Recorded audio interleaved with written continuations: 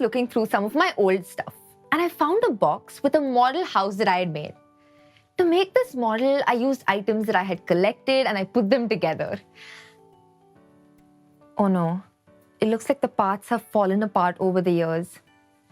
Let me use the shape seeker on my watch to help us put the model back together. What is the shape seeker, you ask? Let me show you how it works.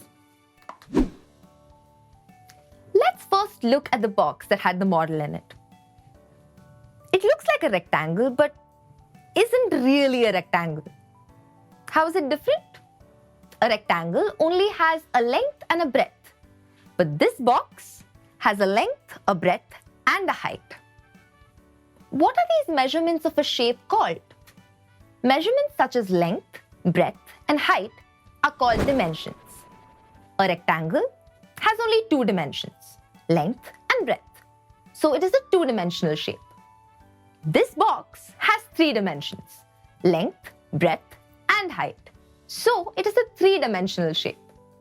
This kind of 3D shape is called a cuboid. Other examples of cuboids include bricks and books. We can use the shape seeker to look at some more details of the cuboid box. The flat surface of a three-dimensional shape is called a face. How many faces does a cuboid have? Let's count. 1, 2, 3, 4, a fifth one at the top and a sixth one at the bottom. So a cuboid has a total of 6 faces, all of which are rectangles. The line where two faces meet is called an edge. How many edges does a cuboid have? Let's count. There are 4 lengths, 4 breadths, and 4 heights. So a total of 12 edges. When 3 edges meet, they form a vertex. We can see that a cuboid has 8 vertices. Let's take a look at all the items I had in the box. This colorful piece certainly looks like a cuboid, doesn't it? Let's count its faces. 1, 2, 3, 4, 5, 6. It has 6 faces. Let's check vertices. 4 at the top, 4 at the bottom. That's a total of 8 vertices. And how many edges does it have? Yep, 12 edges, just like a cuboid. But did you notice something interesting? The faces of the shape are all squares, and all the edges are of equal length. This shape is called a cube. And this colorful cube forms the base of my house model. Now for the roof. I use this shape. It has triangles as faces and a square base. Doesn't it remind you of something you've seen before? Yes, this shape is called a pyramid, like the Great Pyramids in Egypt. Since the base is square, this kind of pyramid is called a square pyramid. The square base and the 4 triangles add up to 5 faces. The number of edges is 8, and the number of vertices is 5. What if the base of the pyramid is triangular?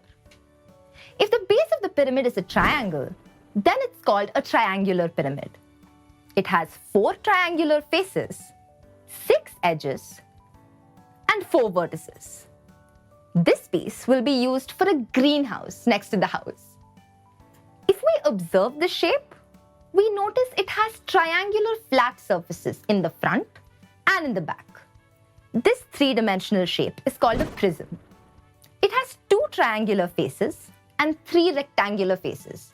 So that makes a total of 5 faces. It has 9 edges and 6 vertices.